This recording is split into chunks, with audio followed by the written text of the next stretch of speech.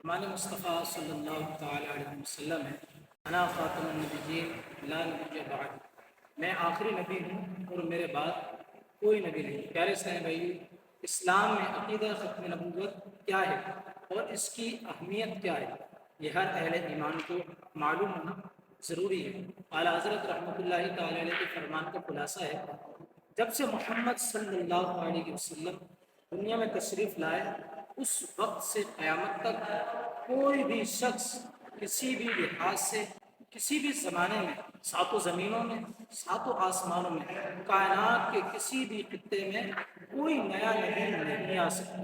مزید فرماتے ہیں، جس طرح اسلام میں لا الہ الا اللہ پر ایمان رکھنا ضروری ہے، اسی طرح نبی کریم صلی اللہ علیہ وسلم کو خاتم النبیین ماننا بھی ضروری ہے۔ اگر کوئی بندہ اس عقیدے کا انکار کرے یا ذرہ بھر بھی اس میں شک کرے تو یقینی طور پر کافر و ملعون ہے، اور وہ ہمیشہ جہنم میں رہنے کا حقدار ہے، وہ ہمیشہ جہنم میں رہے گا۔ مزید سنیے، جو کوئی اس مرتد کے غلط عقیدے کو جاننے کے باوجود اسے کافر نہ جانے یا اس کے کافر ہونے میں شک کرے، وہ بھی کافر ہے۔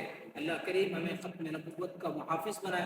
پیارے صاحبیوں، عقیدہ ختم نبوت کو خوب عام کریں، گھر گھر میں یہ نعرہ لگائیں، محمد مصطفیٰ سب سے آخری نبی، احمد مجتبیٰ سب سے آخری نبی، صلو علی الحبیب صلی اللہ تعالی علی محمد صلی اللہ علیہ وسلم۔